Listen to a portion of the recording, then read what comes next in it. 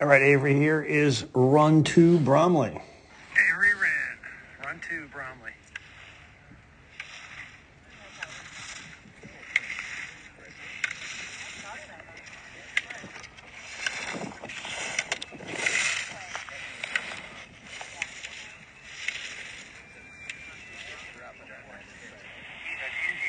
Down there.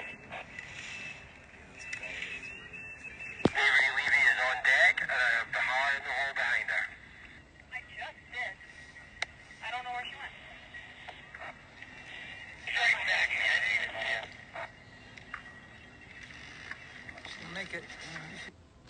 All right. As we've already said, you had a nice race, 9th place.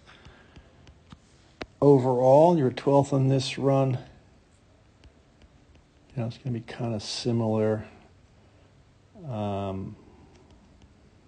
little bit behind it, kind of bent over at the waist, but let's take a look. Came in here.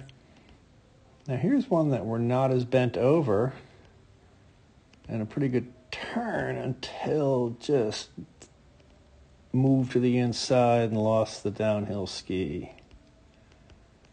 All right, but as we talked before, that transition towards the end of the turn, we kind of collapse at the waist, and we've got to be able to, engage the core.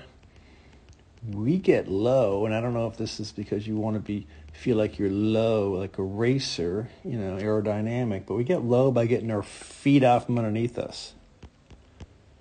And awfully hard to get her feet out when we're kind of bent over.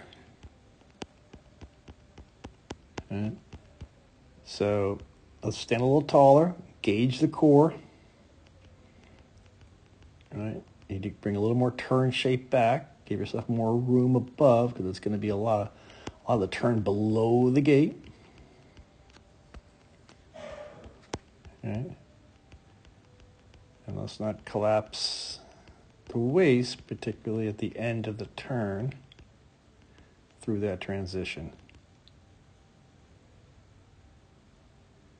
Not a lot of angles there. I think we talked about before. We're trying to maybe clear a little lower on the slalom gate. Maybe that will get you better angles. But coming in here, this bent over at the top of the turn, we can't get the feet out.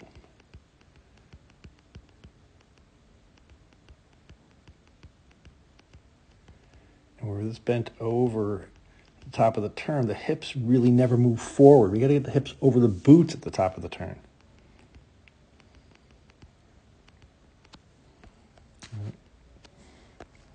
As a general rule, we want the angle of our shin to match the angle of our back.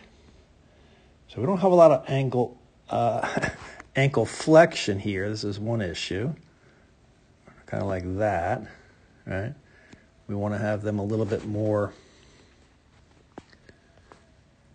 angled like this. And we want that back to be matching that angle. And your back is obviously like that.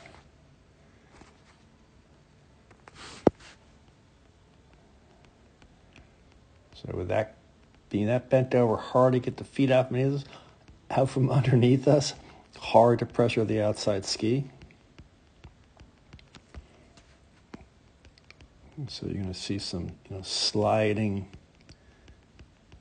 all the way down. That was a pretty big mistake. I mean, this cost you some time. Your second run, I think you were 12th versus your 9th in the first run, and this has a big reason why we almost came to a stop there.